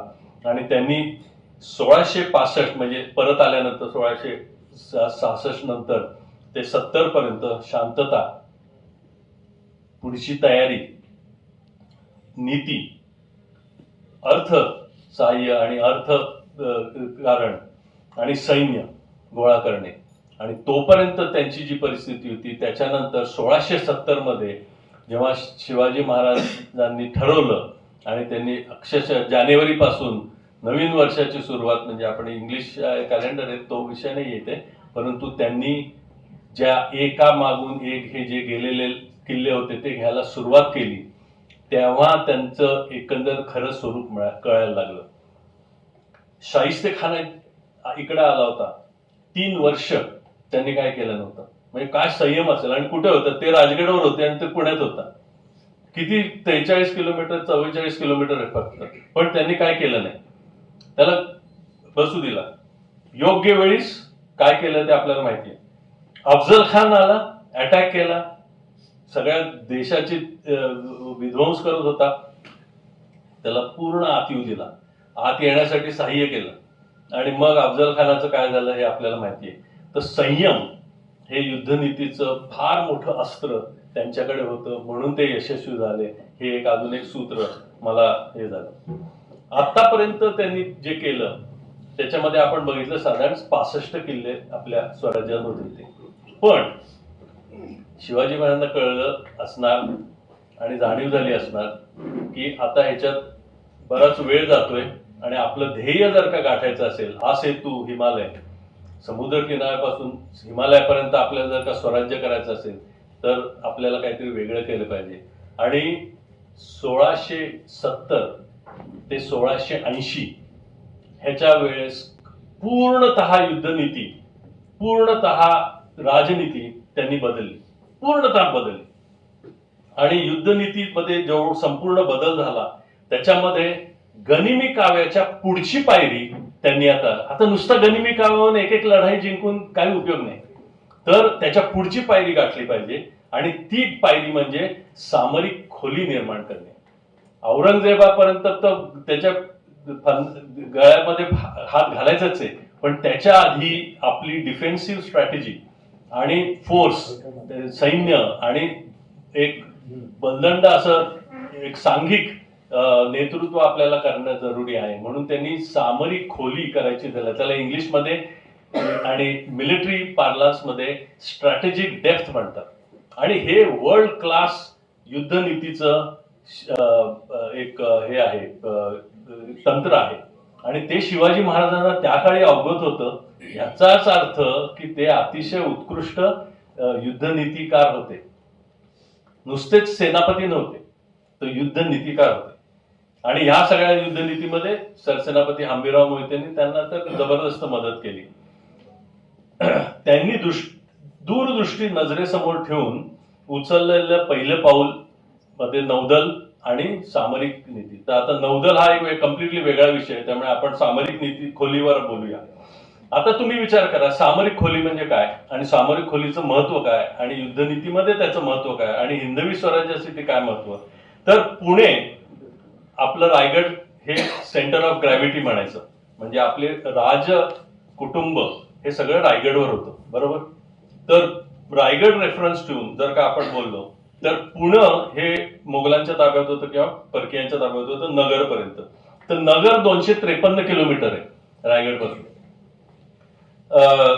पुणे 132 किलोमीटर आहे, साल्हेर 413 किलोमीटर आहे, आणि पन्हाळा ते रायगड. आणि इथं शिवाजी महाराजांना आश्रय घेता आला असता अशी मी ठिकाण सांगतो, म्हणजे सिंहगड किंवा साल्हेर पण बळकट किल्ला होता, किंवा पन्हाळा 263 किलोमीटर. तर तुम्ही विचार करा की 263-300 किलोमीटर ऍव्हरेज आपली खोली होती. म्हणजे जर का शत्रू आला तर आपल्याला मागे जायला कुठे होतं, आणि बरं मागे झालं इकडे समुद्र रायगडवरनं मागे आणि इकडे सिद्धी, म्हणजे तो एक धोका होता. आणि म्हणून साठी त्यांनी सामरिक खोली निर्माण करण्यासाठी दक्षिणेची मोहीम आखली. आणि त्या दक्षिणेच्या मोहीममध्ये 2 वर्ष 1676, आणि हे सगळं राज्याभिषेकानंतर झालेलं आहे. आपला बराचसा इतिहास राज्याभिषेकाला संपतो, पण ऍक्च्युली जे आपण 300 किल्ले म्हणतो त्याच्यातले 150 किल्ल्याच्या वर राज्याभिषेकानंतर घेतलेले आहेत. तर शिवाजी महाराज स्वतः वन वे एक मार्गी 2000 किलोमीटर, म्हणजे टोटल जवळजवळ 3500 ते 3800 किलोमीटर त्यांनी स्वतः प्रवास केलाय दक्षिणेत. 11 महिने ते रायगड पासून, राजधानीपासून दूर होते, आणि सेनापती हंबीरराव मोहिते त्याच्या आघाडीवर होते, आणि त्यांनी सुरुवात केली आणि शेवट केली. याच्या युद्धनीतीमध्ये काय ठरलं होतं तर तुंगभद्रेपासून कावेरीपर्यंत आदिलशहाचा जेवढा प्रदेश आहे तो काबीज करणे, आणि मित्र राष्ट्र बनवणे. जसं कुतुबशहा बरोबर मैत्री केली, इतर राष्ट्रांबरोबर मैत्री केली. जे नाही ऐकणार त्यांना युद्ध करून हरवून मांडलिक बनवणे.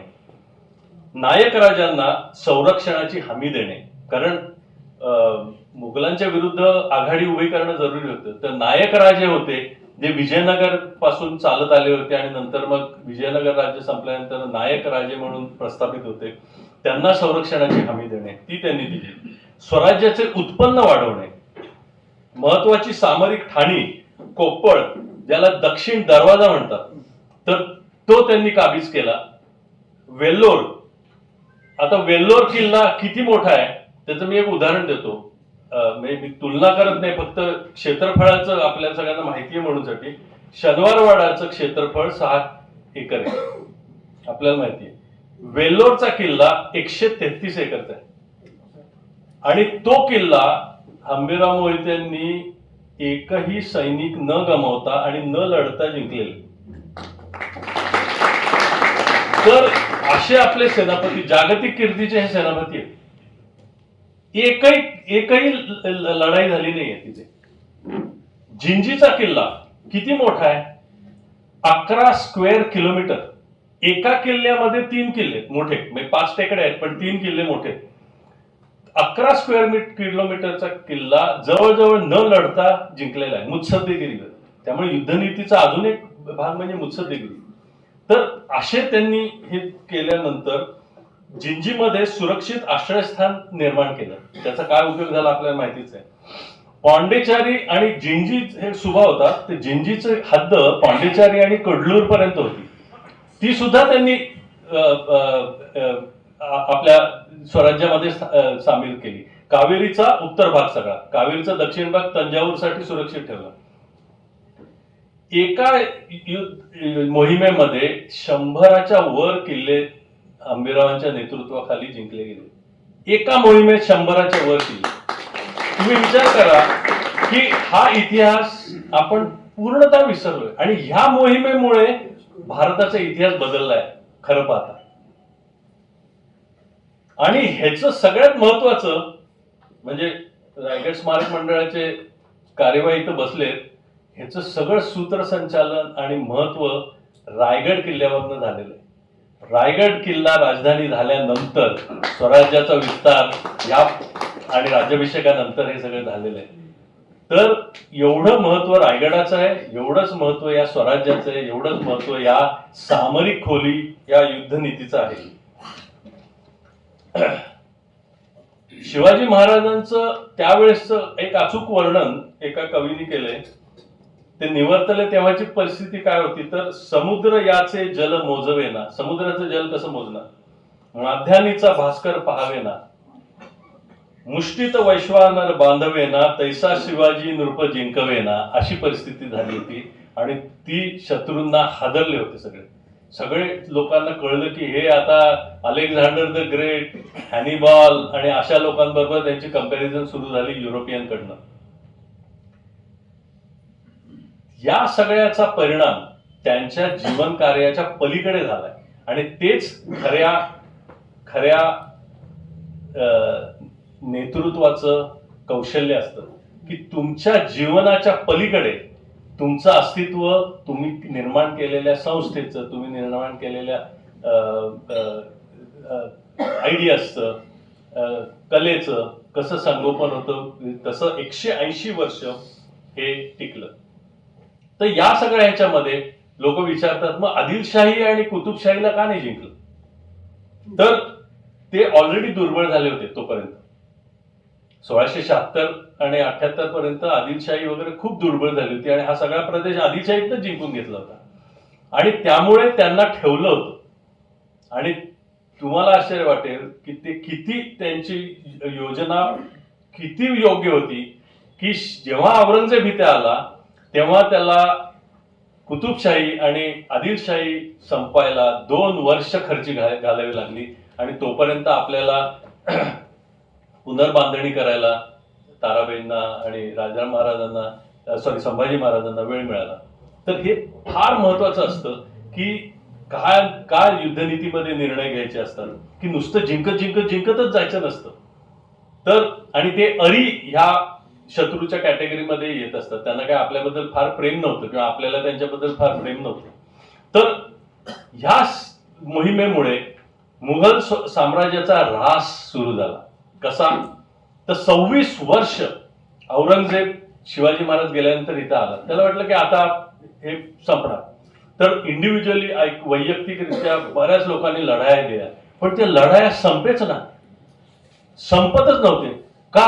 1200 किलोमीटर सामरिक खोली निर्माण झाली होती. मराठ्यांच्या स्वराज्याला नेस्तवणूक करण्यासाठी 5 लाख सैन्य घेऊन तो आला होता. 5 लाख सैन्य संपेच ना लढाया. महाराष्ट्राबाहेर स्वराज्याचे 122 किल्ले होते त्यावेळेस. शिवाजी महाराजांच्या काळात 122 किल्ले स्वराज्याच्या, महाराष्ट्राच्या बाहेर होते. त्यामुळे ती सगळी त्याचे युद्ध सामुग्री, त्याचं सैन्य आणि सगळं अटेन्शन सगळं विभागलं गेलं. आणि जेव्हा शत्रूची शक्ती विभागते तेव्हा शत्रू अर्धा कमी होतो. कुतुबशाही मुघलांविरुद्ध लढली, आदिलशाही पण लढली, त्यांना ठेवलं. त्यामुळे 2 वर्ष आपल्याला थोडे बरे दिवस होते. जिंजीला ट्रॉय ऑफ इंडिया म्हणतात. तर ट्रॉयचा किल्ला कोणाला माहितीये? 11-12 वर्ष तो लढला गेला होता युरोपमधला. तर तो लढला होता. तर जिंजीचा किल्ला राजाराम महाराजांनी, ताराबाईंनी, धनाजी जाधव आणि सरसेनापती संताजी घोरपडे, रामचंद्रपंत अमात्य या सगळ्यांच्या मदतीने 8 वर्ष झुंजवला. आशिया खंडाच्या इतिहासामध्ये असं दुसरं उदाहरण नाही आणि जगामधलं दुसरं उदाहरण आहे की एवढा काळ, एवढ्या लांबपर्यंत हा लढा त्यांनी एक किल्ला झुंजवला. छत्रपती त्यामुळे वाचले, महाराणी ताराबाई वाचल्या, गादी अबाधित राहिली आणि त्यामुळे स्वराज्य वाचले. हे फार महत्वाचं आहे. जिंजीचं महत्व फार फार महत्व आहे. ते नसता तर तुमचं, आपण मगाशी बघितलं, 300 किलोमीटर 200-250 किलोमीटर मध्ये जवळजवळ सगळे किल्ले औरंगजेबाने घेतलेच होते. मग स्वराज्याचं काय झालं असतं? तर ही सामरिक खोली त्यावेळी आपल्या उपयोगी आली आणि तेव्हा आपण टिकू शकलो. बऱ्याच लोकांना आपल्याला माहिती पाहिजे की औरंगजेबाला कळेना की आता करायचं काय. त्याचे पैसे संपत आले होते, सैन्य कंटाळलं होतं, सरदार वैतागले होते. शेवटी तो सुद्धा वैतागला होता. तो 1690 आणि 1696 मध्ये राजाराम महाराज जिंजीत, बादशाह दिल्लीचा, महाराष्ट्रात सगळे भोसले घराणे आणि मराठ्यांची सत्ता सगळी जिंजीमधनं चालली आहे. मग शेवटी तुंगभद्रेच्या गाठी गलगली म्हणून गाव आहे, तिथं तो 1 महिना 2 महिने 3 महिने 1 वर्ष नाही 4 वर्ष त्याला तिथं थांबावं लागलं. 4 वर्ष. का? त्याला कळत नव्हतं. जास्ती खाली गेलो तर दिल्लीचं राज्य कोणीतरी हडप करेल, वरती गेलो तर राजाराम महाराज आणि मराठे पुन्हा सगळे हडप करतील. अशा वाईट मनस्थितीमध्ये 4 वर्ष तो गलगली नावाच्या तुंगभद्रेच्या काठी होता. शेवटी आता शेवटचा टप्पा, हुमायून, अकबर, जहांगीर, शहाजहान आणि स्वतः तो औरंगजेब जेव्हा होता तेव्हा सगळ्यात मोठं मुघल साम्राज्य होतं, क्षेत्रफळ आणि संपत्ती आणि ऐश्वर्याच्या नजरेने. या सगळ्यांची गंगाजळी जी होती ती संपली. का? कारण 26 वर्ष लढाई चालली आहे. आज आपण बघतो युक्रेन आणि रशियामध्ये 3 वर्ष युद्ध चाललंय तर वैतागले दोन्ही राज्य, अख्खं जग वैतागले. तुम्ही विचार करा, 26 वर्ष हा पट्ट्या लढतोय पण काही यश लाभत नाहीये आणि मराठे काही दाद देत नाही. त्याची संपूर्ण गंगाजळी, त्याचा जवळजवळ वार्षिक खर्च फक्त पगारावर 500 कोटी रुपये होता. तर किती वर्ष टिकणार? त्यावेळेसची मी बोलतोय. तर पगार द्यायला पैसे राहिले, पगार देणारा जो सरदार होता त्याचा खून पडला. ताराबाईंनी जो पराक्रम गाजवला आणि ताराबाईंनी राजाराम महाराजांच्या विरुद्ध, राजाराम महाराज वारल्यानंतर त्यांची पहिली लढाई कोणाविरुद्ध होती माहिती? औरंगजेब बादशाह स्वतः, पन्हाळ्याची. आणि औरंगजेब बादशहानी सगळे शहाजादे, सगळा तोफखाना आणि सगळे सरदार ताराबाईं विरुद्ध लावले होते पन्हाळ्याच्या किल्ल्यामध्ये. आणि तो किल्ला जवळजवळ 8 महिने लढवला आणि शेवटी 55,000 रुपये घेतले आणि तो किल्ला त्यांच्या ताब्यात दिला. ती युद्धनीती वेगळीच आहे, ताराबाईंची युद्धनीती वेगळ्याच आहे. ते आपलं ठरले पुढच्या वर्षी बोलायचं. शेवटी औरंगजेब हे विफल आणि कफल्लक मनस्थिती आणि परिस्थितीमध्ये इथेच मरण पावला. मुघल साम्राज्याच्या ऱ्हासाला सुरुवात झाली होती, आता शिक्कामोर्तब झाली. कारण नंतर तिथं पण भांडाभांडी सुरू झाली, पैसेच नाही. त्यामुळे त्याच्यानंतर तुम्ही मुघलांचं कर्तृत्व केलेलं एक उदाहरण दाखवून द्या मला. मग मराठ्यांनी पूर्णपणे त्यांच्यावर कब्जा मिळवला आणि 1800 ह्या शतकामध्ये मराठ्यांनी मुघल 3 बादशाहांची अपॉइंटमेंट केली. ते संपूर्णतः आपल्याच ताब्यात होते आणि 3 बादशाहांची नेमणूक ही मराठ्यांच्या मर्जीनुसार झालेली आहे. अशी होती छत्रपती शिवरायांची युद्धनीती. आणि त्यामुळे भारताचा इतिहास बदलला. आणि म्हणून युद्धनीती याचा अभ्यास आपण करून ते समजून घेतलं तर आपल्याला माझ्या मते शिवाजी महाराज समजायला अजूनही उपयोग होईल असं माझी खात्री आहे. आपण शांतपणे ऐकून घेतलं त्याबद्दल मला खूप धन्यवाद. हंबीरराव मोहिते यांच्यावर हे पुस्तक तर आहेच, परंतु मोहिते घराणा आणि परिवार खूप मोठा आहे आणि त्याच्यामध्ये प्रचंड यादी आहे पराक्रमी वीरांची. तर शेवटच्या 75, 76, 77, 78 आणि 79 या पानांवर अनेक मोहिते सरदार हे शिवपूर्व काळ, शिवकाळ, संभाजी महाराजांचा काळ, राजाराम महाराज, थोरले शाहू महाराज आणि इव्हन ब्रिटिश सत्ता होती तेव्हा आणि इतर वेळेस सुद्धा आता स्वातंत्र्यापर्यंत आणि स्वातंत्र्यानंतर कोण कोण होऊन गेले त्यांची नावं आहेत तिथे सालाप्रमाणे. तर तेवढं आपण सर्व मोहिते मंडळींनी त्याची नोंद घ्यावी. धन्यवाद. दूरदृष्टी, उत्साह, विशुद्धता, पावित्र्य, सुसंस्कृतपणा, नम्रता, संयम, धैर्य या विषयांचं सुद्धा आत्मसात आता आपण करू शकतो. आणि अशा व्याख्यानामुळेच आपल्याला या सगळ्या गोष्टी आत्मसात करण्याचं धैर्य येतं, उत्साह येतो. त्याबद्दल आपण एकदा जोरदार सरांच्या या व्याख्यानाबद्दल टाळ्या वाजवूया. अध्यक्षीय मनोबल माननीय भानुप्रताप बर्गे यांना मी विनंती करतो की त्यांनी आजच्या कार्यक्रमाचं अध्यक्षीय मनोगत करावं. सर्वांना सर्वप्रथम जय हिंद आणि आपल्या सर्वांचे आभार मानतो की अध्यक्षीय भाषणापर्यंत आपण खुर्चीला चिटकून बसलेला आहात. वेळ पण झालेली आहे, 8:20 झालेले आहेत. नियोजनानुसार मला सुधीरजी आपण 20 मिनिटं दिलेले आहेत, पण मी टोटल आजपर्यंत जेवढं बोललोय ते काउंट केलं तर 20 मिनिटं होणार. आणि एवढ्या सज्जन लोकांसमोर बोलायची खरं तर मला सवय नाही, म्हणून मी 3 माझ्याच घशाला कोरड पडली आणि मी 2 ग्लास पाणी पिले. राजमाता जिजाऊ मासाहेब, शहाजीराजे, छत्रपती शिवाजी महाराज, छत्रपती धर्मवीर संभाजी महाराज आणि आजच्या या बलिदानाच्या हंबीरराव मोहिते सरसेनापती यांच्या बलिदानाच्या निमित्त आपण उपस्थित असलेले सर्वजण, व्यासपीठावरती खरोखर ज्यांच्या नावामध्येच विक्रमसिंह आहे आणि आपण जो श्लोक वाचला त्या श्लोकामध्ये सुद्धा एक विक्रम हा नावाचा शब्द आलेला आहे, असे या पुस्तकाचे लेखक श्री विक्रमसिंह मोहिते, माझे बंधू, खरोखर मोहिते घराण्याची परंपरा चालवणारे आणि फक्त निवडणुकी काळापुरता किंवा एखाद्या पर्पजसाठी, उद्देशासाठी काम न करता खरोखर सेवा करणारे, सेवा मंडळ चालवणारे शिरीषजी मोहिते.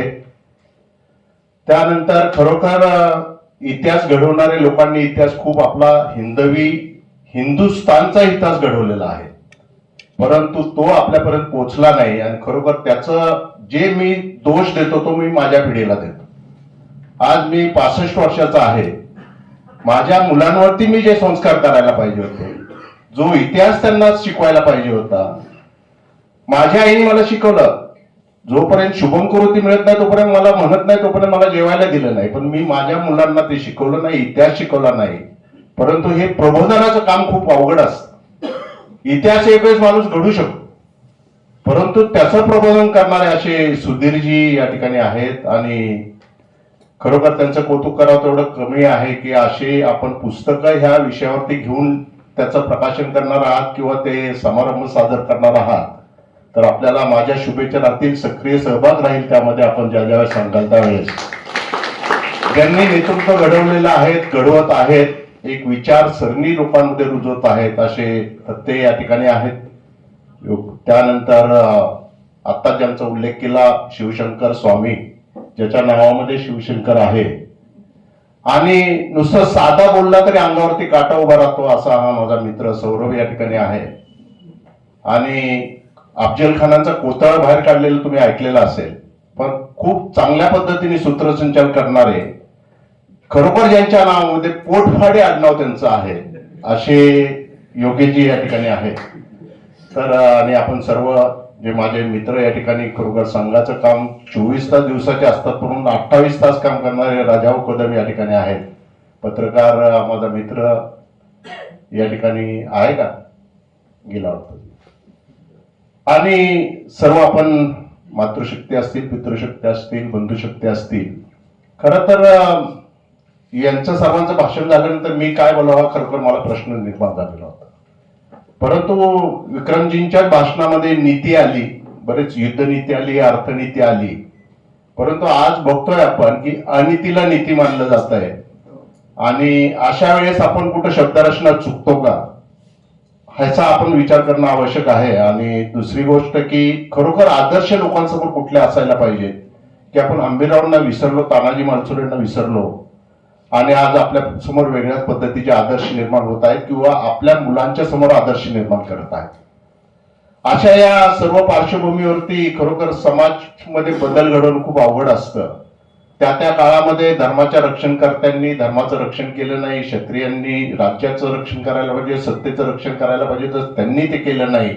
आणि म्हणून का तर आपण मोगलांच्या गुलामगिरीमध्ये का गेलो किंवा ब्रिटिशांच्या गुलामगिरीमध्ये का गेलो ह्याचा आत्मपरीक्षण जर केलं तर आपल्याला नक्की हे दिसून आलो की आपण घाबरट नाहीये, परंतु आपण घाबरट असल्याचं सोंग घेऊन झोपी गेलेला जागा करणं अवघड असतं, सोपं असतं. परंतु जो झोपलेलं सोंग घेतो त्या पद्धतीने आपण झोपून राहिलो आणि म्हणून या परकीय शक्तीने आपल्यावरती त्या ठिकाणी त्यावेळेस आक्रमण केली आणि राज्य केली. अजून सुद्धा की एवढे आक्रमण झाली तरी हिंदू धर्म हा कधी संपलेला नाही किंवा हिंदू धर्म हा कधीही जगामध्ये संपणार नाही. ही आपल्याला प्रत्येकाला मनामध्ये एक त्या ठिकाणी खात्री आहे किंवा आपल्याला ते माहिती आहे. आणि आता ज्या पद्धतीने सर्व काम आपण करत आहोत की जी विचारसरणी पोहोचवत आहोत त्या माध्यमातून तर आपल्याला नक्कीच आपल्याला त्या ठिकाणी हे दिसून कार्यक्रम पण एवढा सुंदर आहे आणि तो घडतोय पण अशा वास्तूमध्ये की ज्यांनी आपल्याला जयश्रुती दिलं, ज्यांनी आपल्याला सागराप्रांतरमला दिलं, अशा ह्या स्वातंत्र्यवीर सावरकरांच्या ह्या अध्यासन भवन मध्ये हा कार्यक्रम करतोय. आणि खरोखर या अध्यासन भवन मध्ये यापूर्वी सुद्धा मी 2-3 वेळा येऊन गेलेलो आहे. त्या ठिकाणी काही संवाद साधलेले आहेत. आणि ज्यावेळेस पोलीस खात्यामध्ये काम करत होतो त्यांनी आता सांगितलं की मारणं खूप सोपं असतं, पण मारण्यापेक्षा त्याला परावृत्त करणं कुठल्याही अक्षरशः गुन्हेगारीपासून असून किंवा कुठल्याही एक चुकीची कामं केलेली आहेत अशा ह्याच्यातनं सुद्धा मी आता नवीनच एक वाचतोय. मोहम्मद एक नावाचे त्या ठिकाणी केरळामध्ये एक धर्मगुरू आता तयार झालेले, ज्यांना आपल्या ह्या सरकारने केंद्रीय सरकारने त्यांना पद्मश्री दिलेला आहे, जे महाभारत रामायण याच्यावरती अत्यंत उत्कृष्ट असे हे करतात आणि त्यांनी त्यांचं नाव सुद्धा चेंज केलेलं, मनोहरनाथ नाव असं केलेलं आहे. जे मोहम्मद होते ते मनोहरनाथ झालेले आहेत. आणि ज्यावेळेस ह्या घटना घडत राहतील त्यावेळेस मला वाटतं की अगोदरचे मनोहरनाथच होते, परंतु नंतर त्यांचा मोहम्मद झाला. की सगळ्यात घाबरट जर कुठली जमात असेल तर ही पूर्वीचे जे हिंदू होते, पूर्वीचे जे ते आपले हिंदुस्थानामध्ये राहणारे, जे देशासाठी काम करणारे, अखंड हिंदुस्थानसाठी काम करणारे जे लोक होते, ते घाबरून त्या ठिकाणी त्यांनी परधर्म स्वीकारला आणि त्या परधर्माचं कौतुक करणारे आता जे आहेत त्यांना आपल्यामध्ये आणण्यासाठी आपण कुठेतरी काहीतरी करणं आवश्यक आहे. येतील त्यांचं ठीक आहे, नाही येतील त्यांना आमचे सौरभ करडे असतील, स्वामी असतील किंवा बाकी जी व्यवस्था असेल ती त्या ठिकाणी त्यांचा मार्ग त्यांना दाखवल्याशिवाय राहणार नाही. ही सुद्धा आजची आपली घटना, आपल्याला सगळं आपण म्हणतो पाकिस्तान पाकिस्तान पाकिस्तान, परंतु एका सर्जिकल स्ट्राईकने त्यांची बोलती बंद झालेली आहे. बिहार हल्ले तर कुणीही करतात, त्याला सुद्धा आपण तोंड देत असतो. आज या हंबीरराव मोहितेंच्या या बलिदानाच्या दिनाच्या निमित्ताने आपल्यामध्ये आपण काहीतरी एक शिकवण रुजवली पाहिजे की खूप अवघड आहे. आता योगीजी तुम्ही सांगितलं की 90% संभाजी महाराजांची आणि शिवाजी महाराजांची आपण त्या ठिकाणी अवलंब करू शकतो. 1% जरी आपण अवलंब केला तर जगातली महासत्ता ही भारत देश राहिल्याशिवाय राहणार नाही. 90% तर खूप लांब. 1% जरी आपण ह्या दोघांची नीती अवलंबली किंवा आपण जो आता विचार त्यांचे अवलंबले किंवा त्या पद्धतीने जर आपण महिलांचं रक्षण करणं साधं आहे. एकच हा विचार जर आपण बघतो की आज किती अत्याचार होतात, काय होतात, मी जास्त वेळ घेणार नाही, फक्त एवढंच सांगेल की आपण जोपर्यंत आपल्या स्वतःमध्ये कुठंतरी बदल घडवत नाही, जी आपली रूढी चालत आलेली आहे त्याच्यामध्ये कुठंतरी आपण त्याच्या चुकीच्या पद्धतींबद्दल आपण उभा राहत नाही, तोपर्यंत आपल्यामध्ये बदल घडणं आवश्यक. तोपर्यंत आपला देश बदलणार नाही. आपल्यामध्ये आपण बदल घडूया. एक चांगला विचार आपण घेऊन कुठला तर जाऊ. फक्त एक जरी विचार प्रत्येकाने कुठेतरी समाजामध्ये पेरला देशाच्या हितासाठी, आपल्या स्वतःच्या हितासाठी, आपल्या स्वतःच्या कुटुंबियांच्या हितासाठी, राज्यासाठी जर आपण हे सर्व केलं तर मला वाटतं की नक्की आपण एक महासत्ता जरी नाही झालो तरी एक समृद्ध आणि एक आपण जे मनोबल आपलं वाढवणार आपण म्हणतो किंवा आत्मशांती मिळणारं जर राष्ट्र आपण घडू शकलो तर मला वाटतं त्या ठिकाणी आपण या कुठेतरी नक्कीच यश मिळवलं असं आपल्याला वाटेल. मी खरं तर माझं बोलण्याचं सौरभ सारखं किंवा एवढं वक्तृत्व एवढं चांगलं नाही, पण अनुभवाचे बोल मी खूप ठिकाणी शेअर करत असतो, एवढ्या वर्षाचे अनुभव जे आहेत ते, आणि त्याच्यामुळे लोक मला आज सुद्धा बोलवतात. आणि आपण जे आता हे 5-10 मिनिटं काय माझं ऐकून घेतलं त्याच्याबद्दल मी आपल्या सर्वांचे आभार मानतो. संयोजकांचे विशेष करून सौरभ, आपण बाबासाहेबांचा ज्यावेळेस तुझ्या पहिल्या पुस्तकाचं प्रकाशन बाबासाहेब पुरंदरे साहेबांच्या हस्ते केलं त्यावेळेस आपण त्यांना दीर्घायुष्य चिंतलेलं होतं आणि सौरभच्या पुस्तकांचं वारंवार प्रकाशन त्यांच्या हस्ते होऊ आम्ही त्या ठिकाणी आमच्या आयुष्यातलं काही आयुष्य त्यांना देऊ केलेलं होतं. परंतु दुर्दैवाने ते आपल्यात नाही आहेत. परंतु विक्रमसिंह यांच्या माध्यमातून तू ह्याच्या पुढचे प्रकाशनं तुझी जी असतील, आज तू त्यांच्यासाठी हा कार्यक्रम केलास, पण ते एवढं छान लिहित आहेत, एवढे चांगले विचार त्या ठिकाणी पोहोचवत आहेत, तर त्यांच्या हस्ते आपण हे प्रकाशन करत जाऊ आणि सगळे मिळून आपण एकत्र राहू. मी आपल्या सर्वांना परत एकदा धन्यवाद देतो. थांबतो. जय हिंद, जय महाराष्ट्र. शिरूभाऊंनी माझ्या आभारातली 2 वाक्य काढून घेतली. आज 16 डिसेंबर आपण हंबीररावांचा स्मृतिदिन म्हणून आज या ठिकाणी सगळेजण एकत्र आलेलो आहोत. पण 16 डिसेंबरचा अजून एक महात्म्य आहे. कदाचित काही जणांना माहिती असेल, काही जणांना उजळणी करून देतो. 16 डिसेंबर या दिवशी 71च्या युद्धात 90,000 युद्ध कैदी आपण बनवले आणि निर्णायक विजय हा पाकिस्तानवर मिळवला. लहानपणी मगाशी उल्लेख केला, सामाजिक कामात गेली 40 वर्ष होतो वगैरे. लहानपणापासून आम्ही एक गीत म्हणायचो. निजसत्वाची जाणीव नसता राष्ट्रजीवनी अर्थ नसे, परंपरा इतिहास संस्कृती आठवण नुसता व्यर्थ असे. महाराष्ट्रात पुण्यात इतिहास जगणारे संशोधन करणाऱ्या व्यक्ती आणि संस्था भरपूर आहेत, पण हे संशोधन योग्य वयात ज्यांच्यापर्यंत पोहोचायला पाहिजे ती व्यवस्था कुठेतरी डळमळलेली होती. सौरभ आणि त्याच्या मित्रमंडळींनी हा नेमका कच्चा दुवा हेरला आणि त्याकरता इतिहास प्रबोधन समिती नावाची एक समिती सुरू करायचा घाट घातला. बरं, हा घाट घालायला आणि त्यांना आशीर्वाद द्यायला 3 ऋषितुल्य व्यक्तिमत्व त्या ठिकाणी स्टेजवर हजर होती. त्यातलं एक नाव आहे प्राध्यापक गोबन देगलूरकर, दुसरे प्राध्यापक प्रके घाणेकर आणि तिसरे आहेत पांडुरंगरावजी बरकवडे. यांच्या आशीर्वादाने आम्ही ही समिती चालू करण्याचं ठरवलं होतं. मला माहिती नव्हतं, मी त्याला तुझ्या सोबत काम करेन म्हणलं. त्यांना या सगळ्या 18 इंची दंड असलेल्या मंडळींना काय वाटलं की याचा संयोजक म्हणून त्यांनी मला बसवला. इतिहासाविषयी प्रेम आणि राजर्षी शिवरायांच्या विषयी असलेली आत्मीयता याच्यामुळे आपण इथं सगळे उपस्थित राहिलात. मी राजर्षी हा शब्द मुद्दाम वापरला कारण पुस्तकाचे लेखक आदरणीय विक्रमसिंहजींनी वारंवार एका शब्दाचा वापर केला, तो म्हणजे संयम. ज्याचा विवेक जागृत झालेला आहे तोच संयमी जीवन जगू शकतो. आणि राजा असूनही ऋषितुल्य जीवन जगण्याचा आदर्श ज्या राजाने घालून दिला तो राजा म्हणजे आमचे राजश्री श्री शिवराय. थोडक्यात सांगायचं झालं तर इतिहास प्रबोधन समिती गैरसमज पोचण्याच्या पूर्वी योग्य तो इतिहास योग्य त्या वयात योग्य त्यांच्यापर्यंत पोहोचवण्यासाठी निर्माण केलेलं एक साधन आहे. आपल्या सगळ्यांच्या आशीर्वादाची त्याला आवश्यकता आहे. कार्यक्रमापुरता आभार मानणं तर आपल्या सर्वांचे सर्वप्रथम, व्यासपीठावरच्या सगळ्यांचे तर आभार आहेतच. याच्यासोबत स्वातंत्र्यवीर सावरकर अध्यासन त्यांनी केवळ एका फोनवरती आपल्याला उपलब्ध करून दिलं. माझे मित्र रायगड स्मारक मंडळाचे कार्यवाह म्हणजे त्यांची माझी मैत्री साधारण माझ्या वयाच्या पेक्षा म्हणजे असंच म्हणायला लागेल गेले 45 वर्षाची मैत्री आमची. आणि या सगळ्याचा पहिलाच कार्यक्रम असून सुद्धा आम्ही सुरुवातीला निम्म्याच खुर्च्या मांडल्या होत्या. अंदाज नव्हता किती लोक येतील, पण मोहिते कुटुंबीय आणि ह्या इतिहासाविषयी आत्मीयता दाखवणारे आपल्यासारखे सर्व नागरिक यांनी हा हॉल भरून टाकलाय.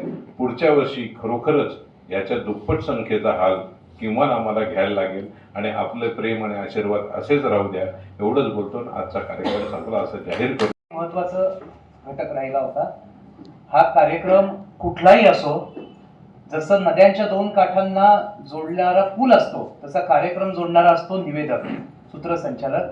आपणा सर्वांच्या उपस्थित असलेल्या भारत माता की हर हर सरसेनापती हंबीरराव मोहिते की शिवरायांचे 8वावे रूप, शिवरायांचा 8वावा प्रताप, शिवरायांचा 8वावा साक्षेप भूमंडळी.